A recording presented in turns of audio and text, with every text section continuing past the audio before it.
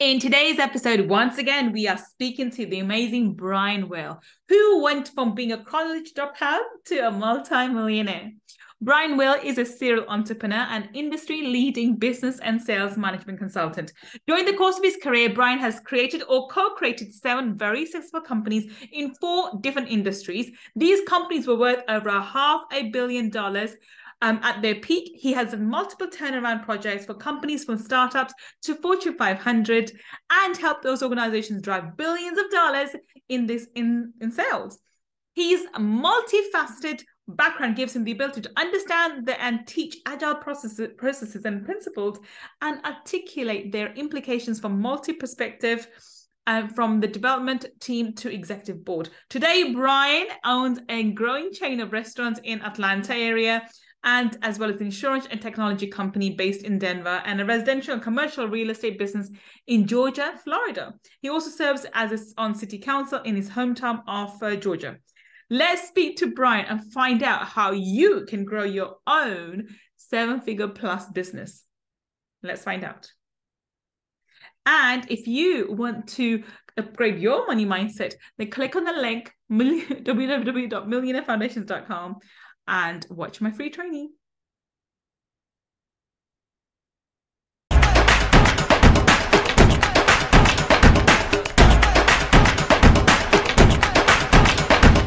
Welcome.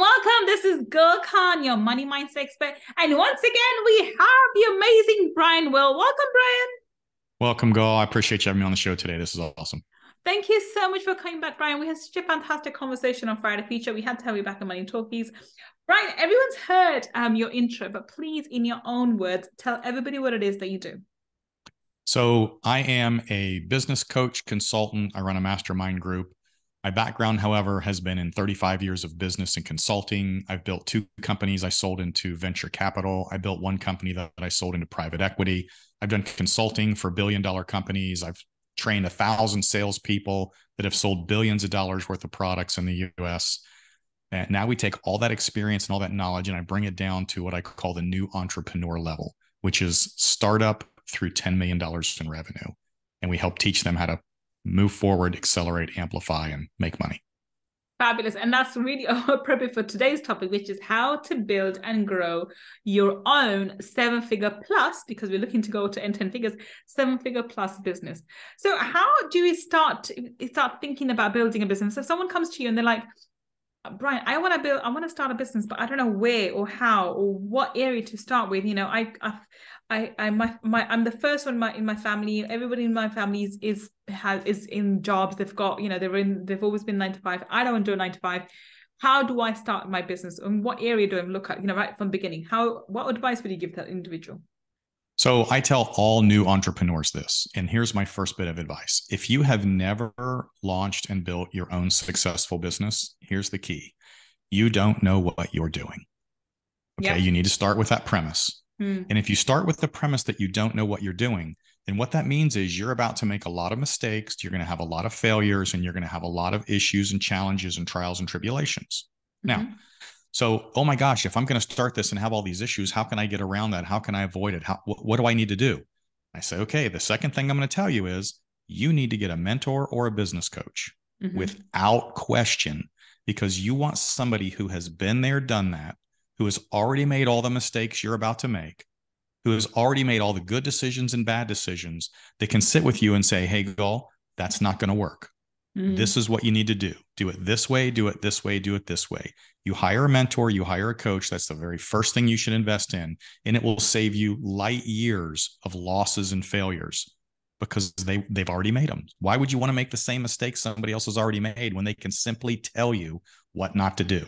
So first, understand you don't know, check your ego, hire a business coach. That's the first thing you need to do before you ever do anything else. Get a coach mentor. And so, assuming you've got a mentor, how do you pick an area to go into? So, I'm going to go backtrack a little bit. How do you select a mentor in this day and age? And there are so many, and I'm talking in 2023. There are so many charlatans out there, so many, and there's so many bro marketers out there. They come in, they've made money when there was the I suppose the Cowboys, the Cowboys agent, Facebook, they made millions of Facebook when it was easy, like penny for a pound or something. And same thing, early days of YouTube. So these people have made a lot of money when it was easy to, there was very little unsophisticated marketing done on these platforms, social media platforms. And they now have gone and they now are using that to look, I'm so this and I'm so that, and you should listen to me. And they charge crazy amount, like $15,000-$20,000, for mentorship.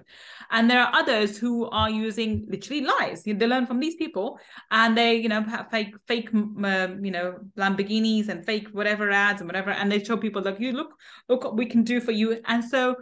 And I'm saying this, by the way, as a British Friday feature, I'm one of those people who was losers, right? I have invested in a couple of these charlatans myself, and even the guarantees are fake, completely fake. You ask for money back, and they're like, we don't offer money back. I will select a mentor. So the most important thing you can do is vet the people that you're going to talk to, and by that I mean you need to find out what they've actually done, if they've actually done it. I joke all the time. I could go on the internet right now, Gull, and get a certificate that says that I'm a certified coach for $149. That doesn't make me a certified coach. Yeah. Right. You need to find somebody who hasn't done it 10 years ago when it's not relevant. You need to find somebody who has just done it. Right. So if you're going to pick a business that you're going to go into, if it's a retail store, I'm going to go find somebody who has a successful retail store or 2 or 3 and ask them if they will help coach or mentor me. I don't just go on the internet and type in coach, mentor, business person, because you're going to get exactly what you're talking about. I've seen them too. It's $50,000. It's $75,000. And I'm $100,000. There's $100,000. There's $200,000. And you're scratching your head like, okay, if I have $100,000, why do I need to get a mentor in the first place? If I made the first $100,000, I can, do X, Y, Z. Vet the people, find the people. I always call it, and this is one of the things I say in when we work with people is stop chasing the advice of billionaires. Billionaires and you have nothing in common. It's not relatable. There's nothing they can say that will help you. Find somebody who is 10 steps ahead of you, just 10. They can reach down and say, do this, do this, do this, don't do that, and don't do that. So it's really about vetting those people. And hey, I'm like you. I've spent money on a lot of things that turned out to be worthless. And you may run into that, but you still got to do it. You still got to find that right person. So I think the worst thing you can do. Don't take advice from your friends, your relatives, or your parents. That's the worst thing That's the worst thing. I think you need to take advice from someone who's been there, done that, what you're trying to achieve. Yes. And hey, I think this is really important. So I think you have to decide what is it that you want to do. I think you have to make the decision first, and then look for somebody who's achieved certain success in that area. So, for example, if you want to set up a successful business on Amazon, or you want to set up a local corner shop, or you want to set up a coaching business. Whatever business you decide that you want to go into, first make that decision, and then choose a mentor based on your decisions. I think this is one of the things that I found. Not everyone can help you. Not all mentors are the same. And when I choose mentors now, I choose very specifically. So I got into M&As last year. And then I chose my mentor because he's done this, he's built a business, I've scaled and sold to private equity a number of times. That's why I chose that individual, and I became part of his mastermind. Yes, I paid a lot of money, and it was a large investment, but I'm looking to build lifelong generational wealth, so I'm willing to invest and work with him. And this is my second year with him. And so I think you need to make a decision in terms of what you are trying to achieve first. What are you trying to do? And then go and look for a mentor who can support you on your journey. I think that's the first step.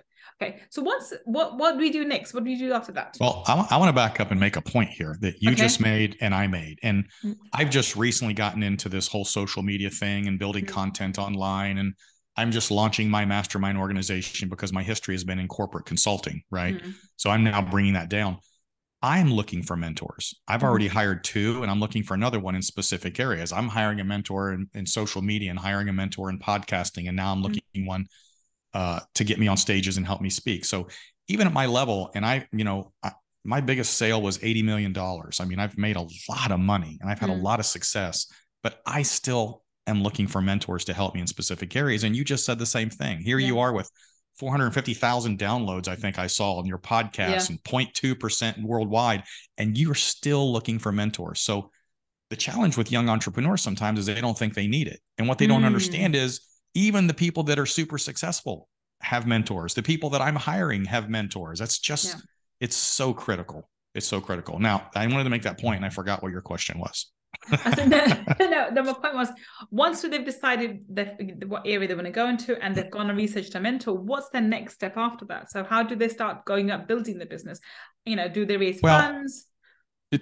I would tell you that most people that start businesses, I call them specialists. In my book, I said there's 4 personalities in a business, right? There's an entrepreneur, a manager, a salesperson, and a specialist. And a specialist is someone who has a specialized skill that they want to start a business around. If you're working as a plumber, you start a plumbing business. If you're an architect, you start an architect business. If you're a lawyer, you hang your shingle. So most people who start businesses already have something that they're good at that they're going to build a business around. So that's going to be the majority. Now, there are people who have no clue and they end up going to franchise shows and business opportunity shows. And I think most of those people get taken advantage of. I got to be very honest with you. Yes, agreed. I don't recommend that at all. If you're going to do something in the franchise world, do something that's, big time legit that, has a success record behind it. But I think most people start with that specialized skill. And then the next thing they need to do, and by the way, my book is all about mindset. The next thing you need to do if you're going to start a business is figure out who you are inside that business, right? And I ask people this all the time. Should everybody be an entrepreneur? And the answer is no. Should everybody be a CEO? And the answer is no. I've had people that work for me for 20 years and we jokingly call it, they want to be number one, but they're just not number one. They're the specialist, they're the manager, they're the salesperson, but they're not the CEO. Those are different personalities.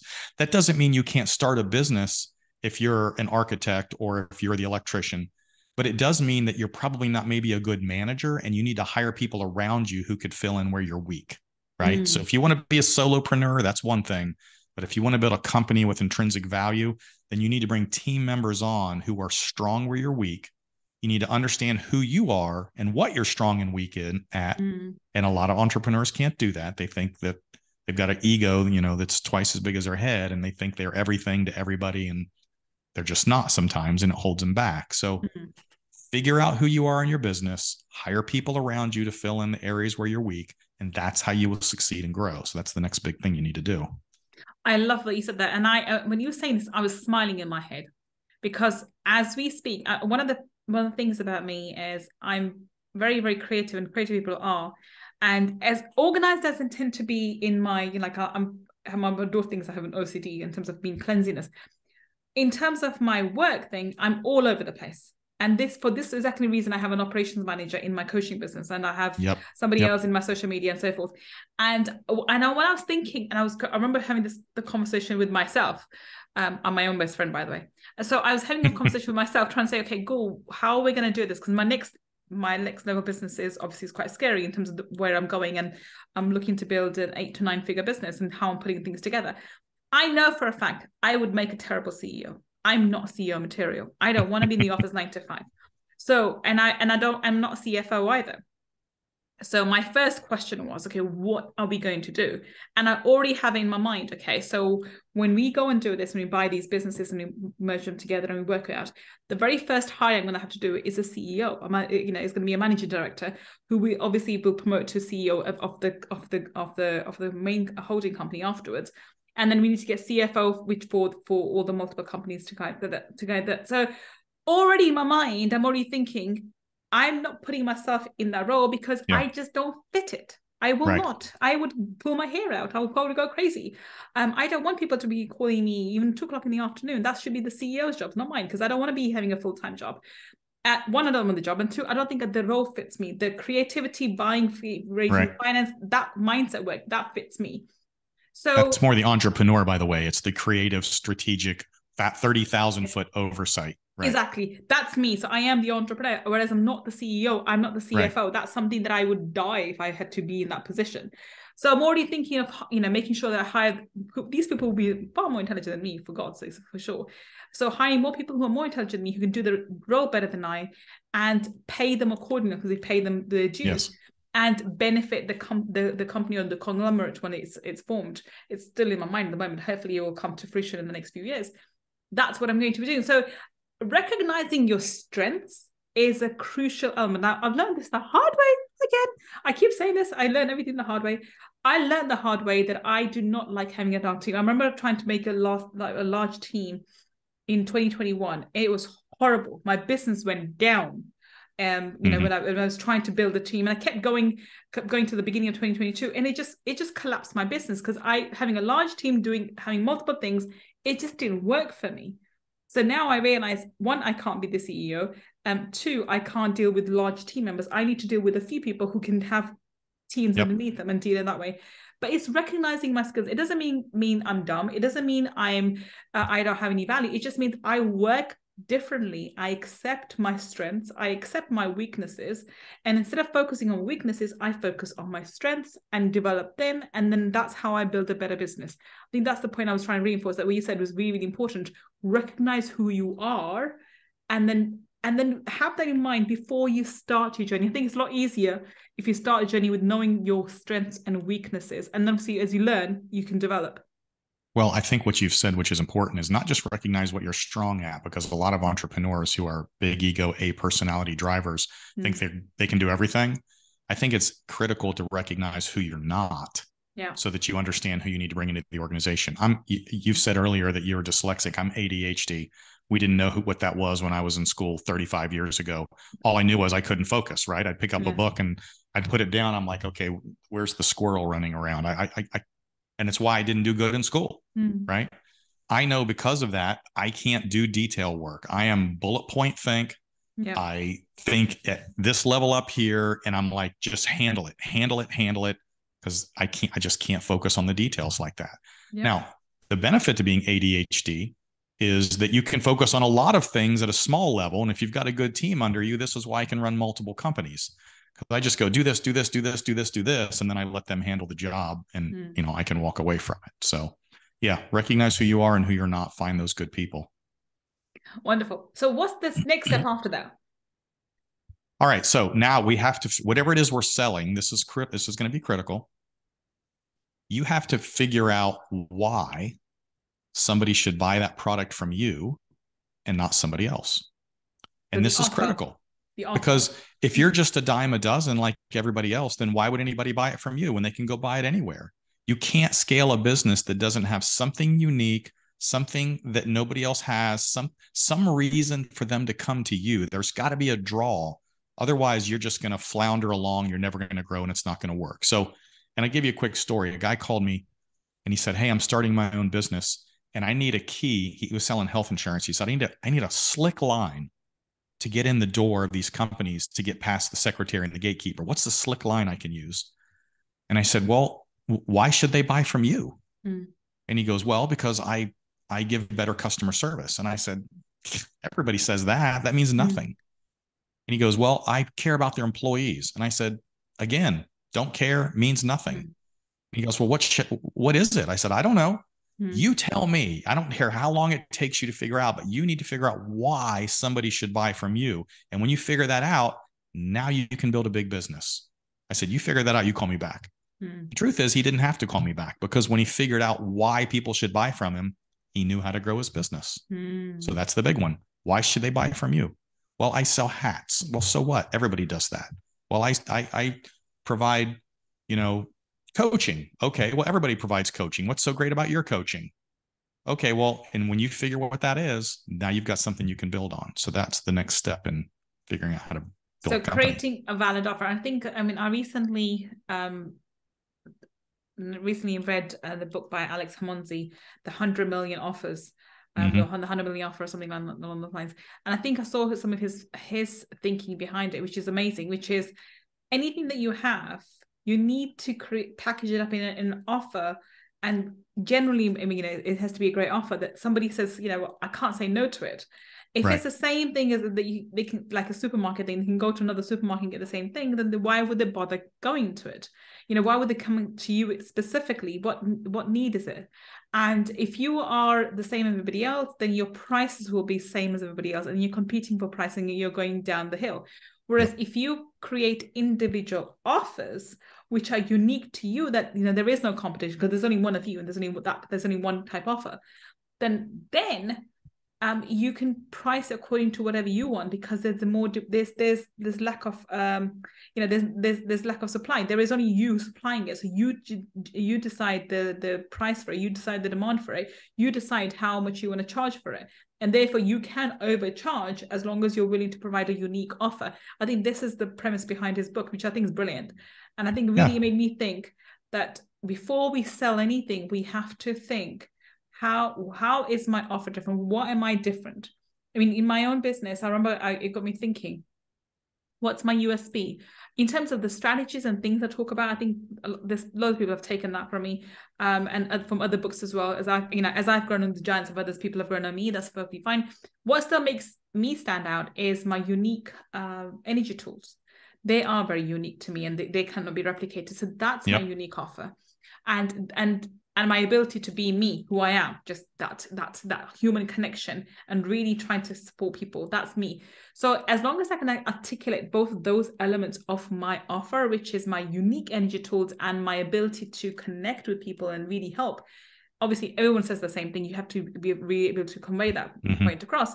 Then I will never be short of clients in the coaching business, at least, because people will see, okay, nobody else can do the things that Gull does. Then obviously, if they benefit from my energy clearings, they have to come to me. They can't go to X, Y, and Z, because nobody else will do the same work that I do.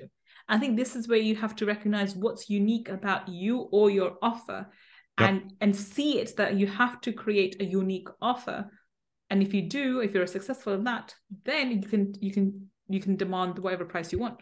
And well, it's interesting because I was doing my research on you before the show, and one of the things I kept looking at your videos and your website, and I was like, well, I've never seen this before. And so there's your unique offering. You're exactly right. I've never seen the things that you do in any other coaching program. So you're exactly right. You have a unique offering. Yeah. And the fact that I'm a lawyer too, the fact that I'm a very logical minded person doing very, illogical things. Anyway, okay, great. So once we have an offer done, what's the next step? Is it marketing? What would you say is the next thing after that? Well, so the next step is we've got a business that's up and going at this point. Hopefully you're doing some marketing, you're getting some sales. And the next thing you need to understand as a business owner is you need to protect yourself. Okay. And this gets back to some of the lessons I learned early on. So I see a lot of business owners that they jump in business and they start making some money, and the first thing they start doing is spending it. Right. And when you spend everything you've got, which is something I did early on, and don't protect yourself, or what I call protect your building blocks and your lifestyle, then you're setting yourself up for a problem if there's a downturn, right? So I say, don't increase your lifestyle. Don't buy anything new. Just build your business. Start building your sales, your revenue, your profits. Start putting your cash reserves aside. Start protecting that business from a cash standpoint, so that if something happens, you can't get hurt. And then as you start building these building blocks of lifestyle, just make sure that there's always a protection behind you. So like if COVID happens again, and I own a little chain of restaurants, and we all shut down just like that, right? We went from open one day to close the next. Or this banking crisis we've got going on right now in the US, and all these companies have their payroll money stripped away from them. You need to be able to protect yourself against stuff like that. So if you'll protect yourself, protect your business, don't increase your lifestyle, then you can start to profitably build a company. And ultimately we get you to the point where you can build a company that no longer needs you to be there full time to run it. And that's where you start creating actual lifestyle and something of intrinsic value that you can sell and start to create that generational wealth, which is what most people really want. So I'm going to break that down a little bit. So there's a couple of things there, which I think are a couple of steps. First of all, I love the idea that, well, let's go a step a bit further. I think marketing is really important. Work out what kind of marketing can work for you. I think understanding the marketing, the stage of marketing changes all the time. It's always evolving. There was a time when Facebook was all the rave, and it still couldn't work for some people, but Facebook has had many issues, and I personally do not like Facebook at all, I have to say. It's personal preference, but there are plenty of other platforms out there to do the marketing and email marketing and so forth. But educate yourself. This is where your mentor should be able to help you in terms of what's the best form of marketing for your particular business. And this is where your business mentor will help you and support you with.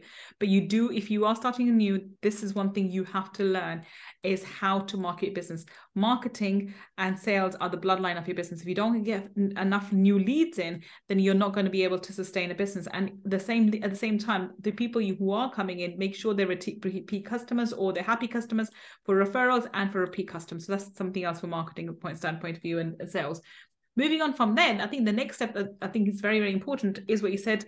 Make sure that you are building your cash reserves. Make sure that you have ways to protect yourself, to pay taxes. I think one thing entrepreneurs forget all the time, they have to pay taxes. So put money aside in taxes and other things. And I think this is where profit first, I think I've spoken to a couple of people from, profit first theory. I think that works. But anyway, again, your mentor should, if you have a mentor, business mentor, they should be able to support you in terms of how much cash you need to allocate to all these different accounts. So protection for yourself is very, very important. And the third one you said, which is something that I came across last year when I started looking into M&As, is if you want to sell this business in the future at some point, you need to build this business from, in a way that eventually you can step away from the, main, be the main lead or be the main driver behind the business. Put someone else in this. The business runs without you. Only if the business is able to run without you will have intrinsic value, and you'll be able to sell it on to someone else and actually, so all the 5-10 years that you put behind it, you can actually profit from when you sell. Without it, if you are the main of the business, then why would anyone buy it? Because as soon as you leave, the business will collapse. That's exactly right. If you are the chief technical person, or if every customer knows you and they come to you personally, then that business has almost no value. Yeah. None. You've got to replace yourself in every role in the organization. Now, you don't need to do that day one. Day one, you need to be everything to everybody. But as you move this business forward, keep replacing yourself in every role. Now, I will tell you, you will make less money doing this. Yes. Because by replacing yourself, you have to pay somebody what you used to do, but that also frees up your time so that you can expand the business farther, right? Yes. So then the business builds back up, and then you replace yourself again, which you'll take a little financial hit, and then you build the business back up. And this cycle just goes, all the way until someday you replace yourself as a CEO. Listen, I have restaurants I never go to. If I have 150 employees, I probably don't know 125 of them. But my business has value. If I sold it today, they wouldn't even know I was gone. That's why it has value. And that's what you want to do in your business, so that one day you can sell it, make a bunch of money, and walk away. And I've done 3 exits, and in every case, I walked away and the businesses are bigger today than when I left them. So that's critical. I think it's important to recognize that. I think this is a relatively new concept that I didn't know when I was first starting out last year, and I didn't even think about the idea of selling a business. I think we always think of starting and doing ourselves, and only when I built an interest in M&As, I realized I can buy business rather than starting up. And therefore, because now I'm looking at buying business, and I realize, well, if tomorrow I want to sell my business, if I'm the main person behind it, then my business has no value, regardless of the EBITDA. So this is important, having the focus in mind. What's your intention behind this business? Let me give you one more, and it's not just from the sale perspective, Gull. But I'll give you an example. I was using an architect to build our last restaurant, and he did our mechanical, electrical, and plumbing. It's called MEPs. He was out in Arkansas, and he's a solopreneur doing the work, and we hired him to do all these drawings for us. And a tornado came through and knocked his house down. And suddenly he was out of business. And I had to fire him and hire somebody else because he couldn't do the work for me. So it's not just from the sale perspective, but think about your business and your income and what happens to you if you get sick or you get hurt. Or you can't go to work, or what happens to your business, your lifestyle, your income, and your family if you can't work. And so that's why you need to protect yourself in that business as well. Amazing. That's an additional incentive for you to make sure that you are able to hire staff and team members to replace the work you're currently doing. And I think it helps as well. I think I don't like calling staff. I like to call team members. I like people working with me rather than under me. I'm not really a managerial person at all. I like talking to people as friends, and I like learning from people. I like to be not the dumbest person in the group, but I like to be people who are more intelligent than me. And I think everyone's more intelligent than me. So I like to hire people who are smarter, who I can learn from. I'm always learning. And I think that's how we need to view it. If somebody else can come and do that role better than I can, maybe they'll be slower initially because obviously I can just get on with it. But I mean, I'll give an example. My operations manager, when she first came in, obviously it took her time to adjust. It took 3 to 6 months to adjust. But my God, now she does everything like this, our contracts and this and handling the staff queries and everything else. She does it all on. And I don't even have the clue. And she trains people when they come in as well. And I couldn't imagine doing that myself, but she does.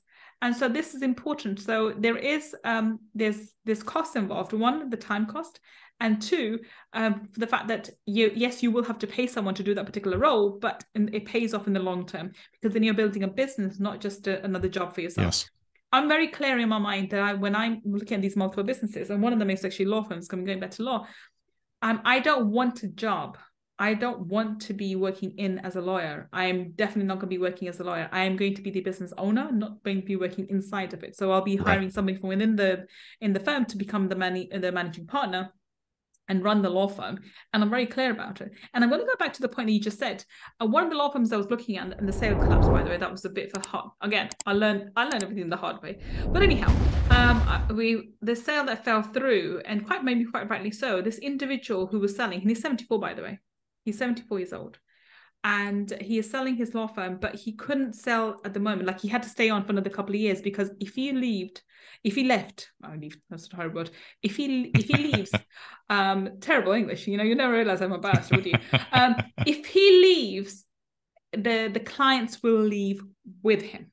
Yes. So for that reason, he's unable to, he was able to advertise the fact that he was selling his business. One managing partner actually came on board once we went through quite a lot of our discussions and quite a lot of negotiations. And as soon as one of the senior partners came through, she's not an equity partner, she's just a partner. She literally collapsed the sale. Literally, it was her single-handedly collapsed the sale because she did not want him to leave. Mm-hmm. And but he himself knew that he could not leave. He had to work for at least another couple of years because if he left, he would lose those clients. So, and that would obviously have a detrimental effect on the earnout that he's going to have on the firm. And I was thinking, 74 years old, and he's stuck. Right? Yeah. And so obviously that sale of that law firm went down the drain. I will approach them again next year to see where he is after a year because he'll be 75 then. But imagine being, he can't leave his business. He didn't prepare because he didn't prepare. And even though he has staff members in there who can, he said they can step into his role. They can step into the role doing the work, but publicly, because he's the face of the firm, personal relationships. It's a personal relationship. It's that's what's going to collapse that law firm. Because he's so heavily involved in terms of the face of the firm. He has. So the key for this is simply, I'm 70 years old. I think I'll sell at 75. I have 5 years to groom my successor and slowly pull myself out of the organization. But he didn't do that. No. And I don't know if that's an ego problem, if it's just a poor planning problem. I think it's poor planning. I think with the individual, because I'm speaking to him, he's a lovely, lovely individual. I think it's poor planning. And because of that, one of the partner who collapsed the sale, she's 50 and she doesn't want to lose her she doesn't want to lose her law firm. And I understand her sentiments. I'm not having a dig at anyone. It's just unfortunate that's how it happened. But if it's for that very reason, how long can he carry on? Mm-hmm. Honestly, it's going to happen one way or another. Exactly. Anyway, okay, so let's wrap this up. So can you give us a summary of how do we start, scale, and exit a business? So I think that's why we ended up going down that route of exiting, or having the possibility of exiting if you wanted to in 5 to 10 years when you built up a business. Right. Can you give us a quick summary of this right now? So look, here's your whole life cycle. First thing you need to do is find a coach mentor because you don't know what you're doing. First thing you need to do is understand you don't know what you're doing. The second thing you need to do, because you don't know what you're doing, is get the coach mentor right out of the gate. Next, you need to figure out what it is you're going to sell, why people should buy from you. That's critical, important. Number 3, and I didn't mention this earlier, we didn't get to this, but one of the critical things you need to understand as a CEO is numbers. You need to understand the critical metrics within inside your business, whatever they are. We call this P&L analysis. It does, and you don't have to be the CPA or the accountant, but you need to figure out how to analyze your P&L and the critical metrics so that you can track your business, right? You need to understand who you are and who you're not in the business so that you can focus on what you're good at and let somebody else do the other stuff. Not everybody's cut out to be the CEO, something you talked about. Figure out who you are. Once you figure out who you are, figure out your marketing plan. How are you going to sell this product? Why should people buy it from you? You need to keep that coach mentor. You need to keep your ego in check because that person's going to help you all along the way. Although maybe it's a different person. If you found somebody like me, I found somebody for podcasts. I've got somebody for my social media pages. I have different mentors that help me in different areas, right? So find the people that are going to help you protect your business, protect your income, protect your cash so that you can't get hurt. And then figure out what the end goal is for this business. If this business is something that you want to eventually sell and exit, then you need to start preparing for how you're going to do that. And that's replacing yourself in every role of the business. And even if you're not, I have a friend, Jason Duncan, who runs a mastermind called Exit Without Exiting.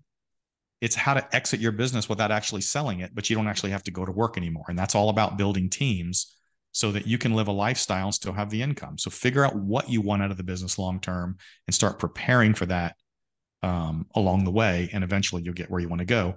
And I'll go back to this one.